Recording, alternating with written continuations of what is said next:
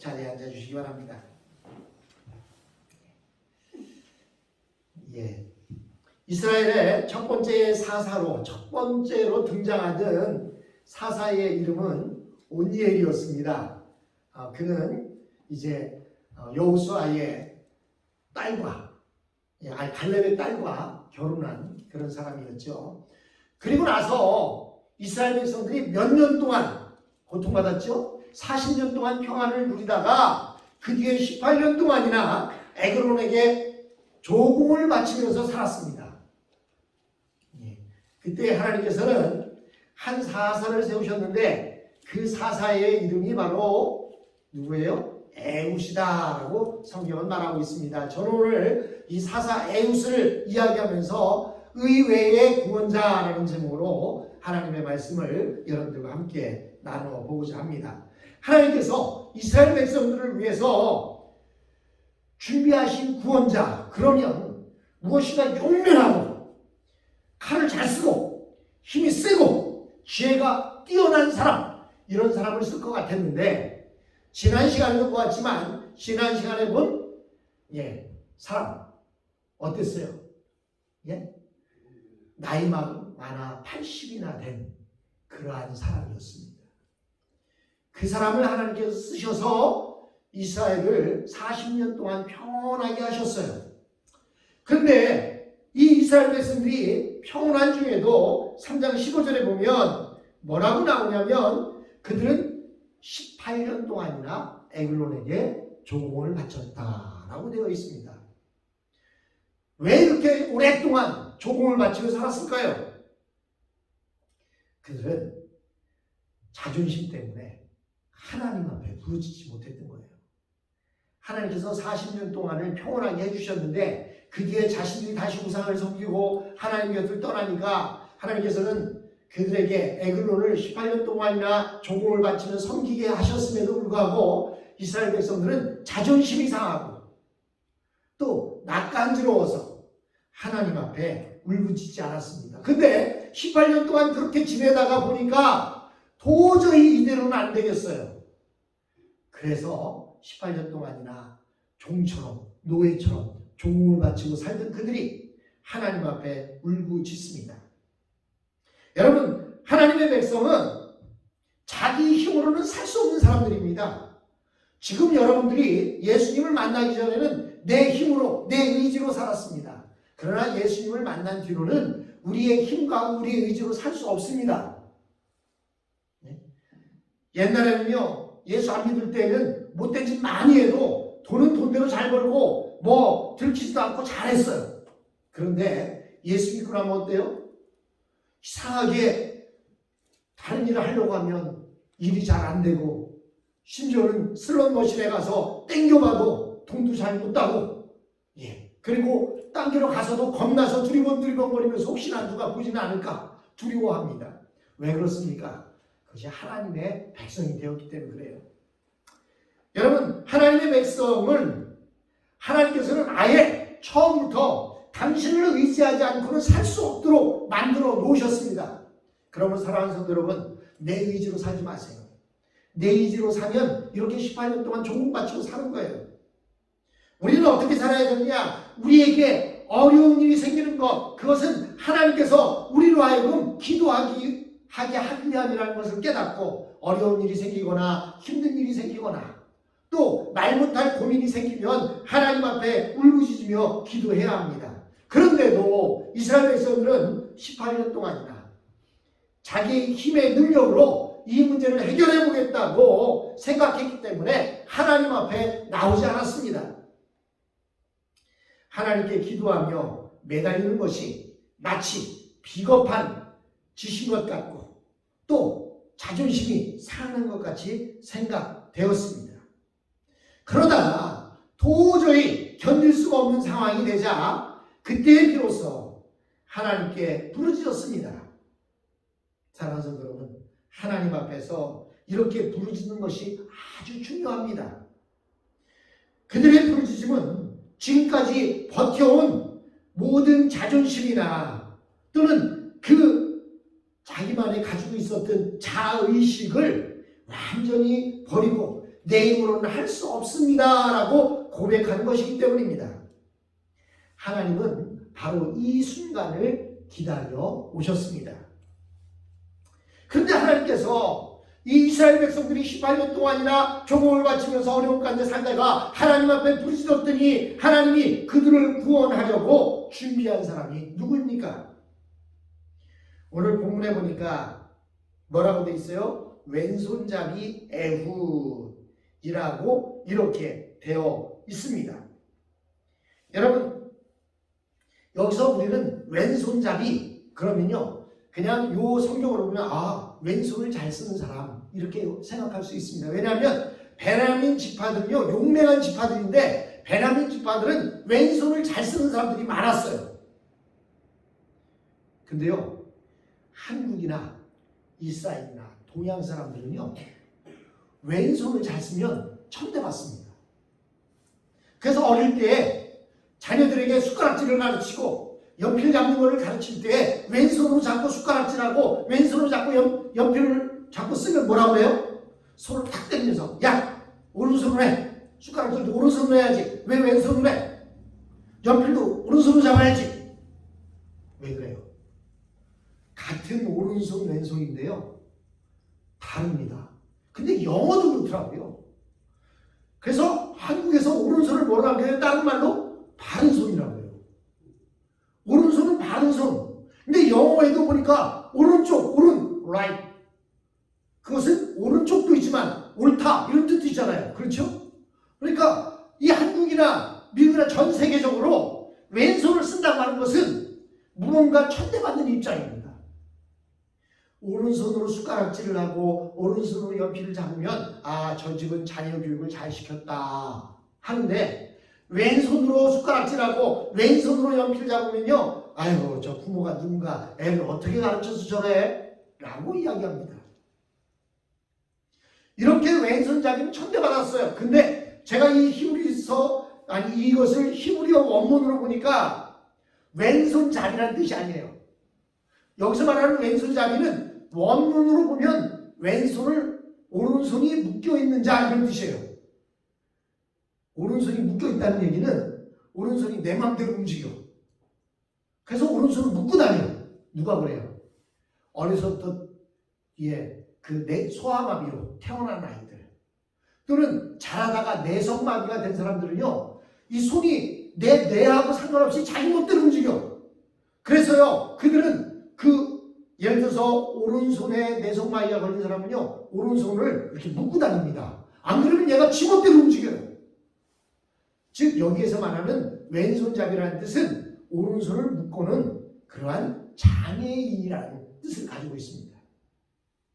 오른손을 쓰지 못하는 장애인, 왼손밖에 쓰지 못하는 장애인을 하나님이 사사로 세웠는데 이스라엘 백성들은 그를 에글론에게 조공을 바치는 일에 사용했습니다.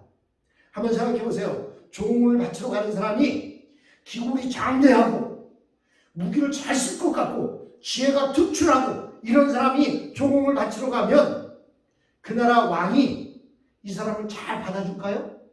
아니죠. 조공 바치러 온 사람이 무엇인가 좀 장애가 있고 무엇인가 부족해 보이면 아무 걱정 없이 그를 받아서 조공을 받지만 기골이 장대한 사람이 조공 가지고 왔다가 혹시 왕을 죽이기나 한다든지 해하기나 하면 어떻게 되겠습니까? 그러니까 이 에글론도 왼손잡이, 즉 오른손이 병신인 왼손잡이의 에훗이 조공을 가지고 오니까 아무런 거리낌 없이 그 조공을 받는 겁니다. 그래서 이 에훗은 아마 한 번 갔던 게 아니었던 것 같아요. 조공을 가지고 자주 갔었는데 가서 그곳 상황을 잘 보았던 것 같습니다.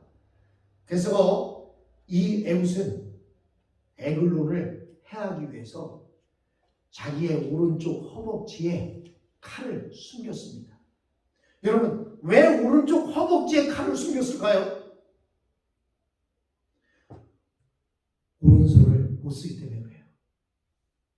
오른손 못 쓰는 사람이 왼손을 쓰는 사람이 왼쪽 허벅지 안쪽에다가 칼을 차면 그걸 꺼내기가 쉽습니까? 어렵습니까? 어렵잖아요. 그러나 반대쪽에 그래서 오른손잡이가 칼을 차면 어디에 차요? 왼쪽에 차죠? 그래서 이렇게 자꾸 꼽는 거예요. 그렇죠? 왼손잡이가 허리에 칼을 차야 되는데 칼을 차면 보이잖아요.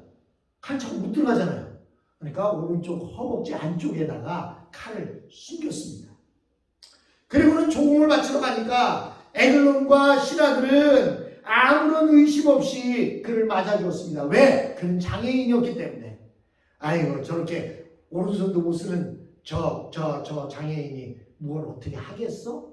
라고 하나도 꺼리낌 없이 그를 받아주었던 거예요.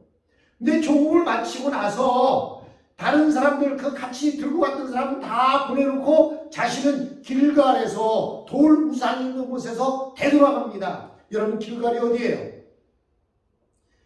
여호수아와 이스라엘 백성들이 요단강을 건너서 그리고는 이 길갈에서 그때까지 행하지 못했던 할례를 행했던 그런 장소 아니에요. 이스라엘 백성들에게 있어서는 요단강을 건넌 기념비적인 그러한 장소인데 그곳이 돌 우상을 만드는 곳이 되었다는 거예요. 이스라엘 사람들의 기념비적인 독립을 위해서 또 가나안 땅 정복을 위해서 기념비적인 그 길갈이 우상을 만드는 그런 지역이 되었다는 것입니다. 그곳에서 에훗이 되돌아갑니다. 되돌아가서 뭐라고 얘기해요? 왕이 서늘한 곳에서 발을 가리고 있었다 또는 서늘한 다락방에 앉아 있었다 이렇게 말합니다. 오늘 같으면 에어컨이 있는 방에 앉겠지만 그때 당시에는 에어컨이 없기 때문에 임금이라 할지라도 더위를 참을 수가 없어요. 그래서 그는 다락방에 앉아 있습니다. 근데 그의 모습이 어떠했다고 했어요? 성경에 본문에 보니까 그의 모습이 뚱뚱한 사람이었다라고 이렇게 말하고 있습니다. 여러분, 뚱뚱하다. 요즘은 뚱뚱한 사람들은요, 여기 그 개혁 개정에서는 비둔한 자다 이렇게 돼 있어요. 근데 우리가 읽은 저 세 번역에는 뭐라고 돼 있냐면, 자, 잠깐 보겠습니다.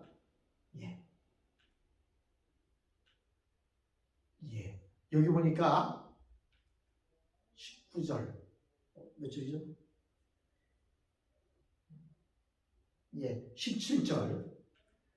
자, 모압 왕 에글론에게 가서 종을 바쳤다. 에글론은 살이 많이 찐 사람이었다.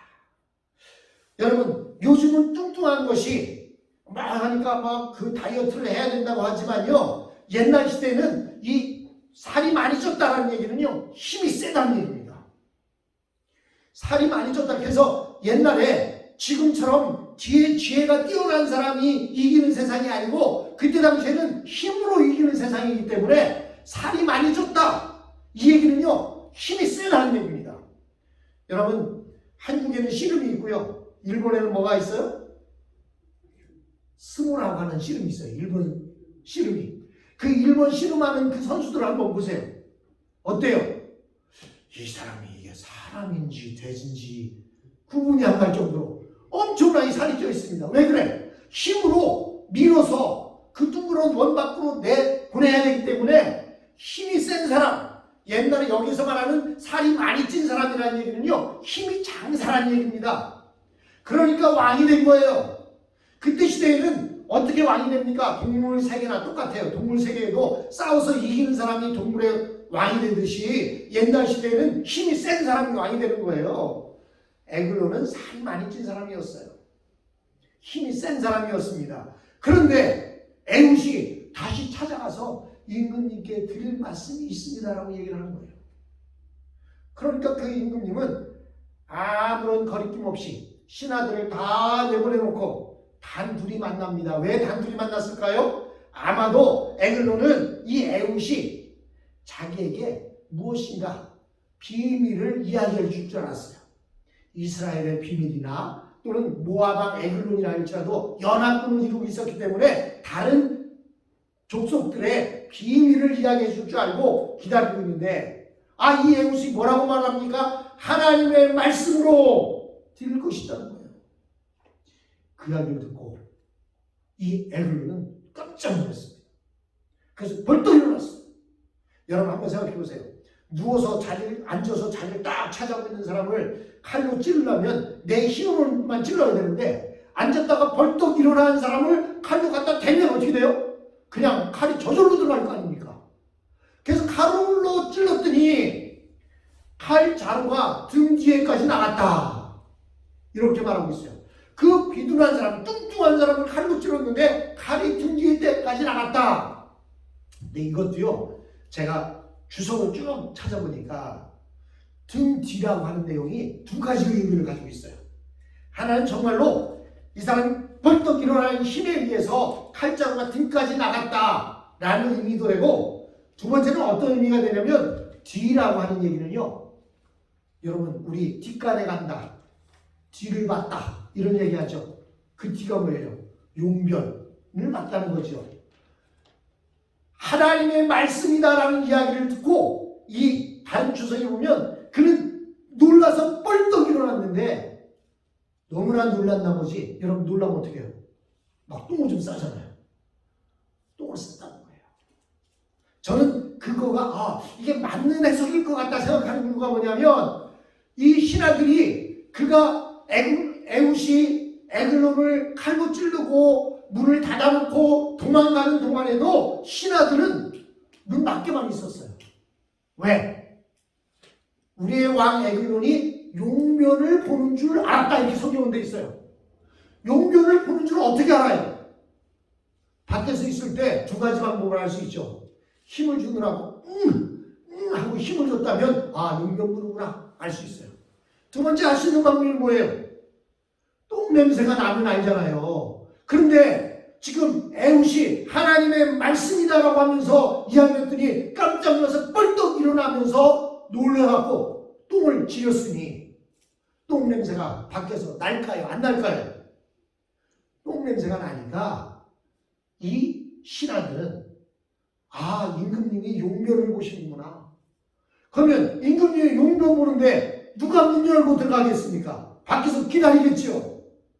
기다리는 동안 에웃은 도망을 칠 수 있었고, 또 기다리다 보니까 그 뚱뚱한 사람이 칼에 찔렸으니, 여러분 이 칼에 찔리면요 우리 몸은 근육이 막 움직여갖고요 그 칼을 막 감싼다고 해요. 그래서 기름이 엉켜서 칼이 빠지지 않았다는 거예요. 그래서 이 부분에 대한 어떤 역사적인 기록에 보면 장사를 지낼 때에도 칼을 뽑지 못해서 칼이 꽂혀있는 채로 에글론을 장사했다라고 이야기합니다. 여러분, 왜 에웃에 대한 이야기가 성경에 기록될까요? 하나님은 잘난 사람, 똑똑한 사람, 힘이 센 사람, 자기가 용맹 있는 사람, 이 사람들을 들어 쓰지 않아요. 성경 어디를 봐도 나는 부족합니다, 나는 할 수 없습니다, 나는 약합니다, 이런 사람들을 하나님께서 들어 쓰세요. 왜? 그래야 내 힘으로 한 것이 아니라 하나님이 해주셨습니다, 하나님이 하셨습니다 라고 고백하기 때문입니다. 에웃도 장애인이었습니다. 그것도 오른손을 바른 손이라고 하는, 즐겨 써야 할 오른손이 장애인인 사람이었습니다. 하나님께서는 그를 들어 쓰셨습니다. 그것은 바로 엘리웃을 받던 것처럼 우리에게 무엇을 얘기하느냐? 부족하다고 생각하고 나는 할 수 없다고 생각하는 그 사람들을 하나님께서는 들어 쓰신다는 겁니다. 그렇다면 하나님은 여기 앉아있는 저와 여러분들을 다 들어 쓰실 것입니다. 왜냐하면 우리들이 다 부족하니까. 나는 할 수 없습니다, 내 힘으로는 안 돼요 하는 사람을 하나님은 들어 쓰십니다. 그러므로 사랑하는 성도 여러분, 오늘 본문에 나와 있는 이 에웃의 이야기를 통해서 우리가 깨달아 알아야 할 것은, 내 나이가 이런데. 근데 여러분, 한국의 대중가요 노래 중에 그런 노래가 있어요. 내 나이가 어때서 이런 노래가 있습니다. 여러분, 나이가 어때요? 무슨 상관 있어요? 마음이 청춘이면 되는 거예요. 하나님 앞에서 우리 마음은 날마다 새로워지면 되는 거예요. 그러면 하나님께서는 우리의 나이에 많고 적음에 상관없이, 건강하냐 못하냐에 상관없이, 많이 배웠느냐 못 배웠느냐에 상관없이, 기운이 세냐 부족하냐에 상관없이 하나님께서는 우리를 들어 쓰신다는 사실입니다. 그 하나님을 의지하며 하나님 앞에 영광을 돌리는 저와 여러분이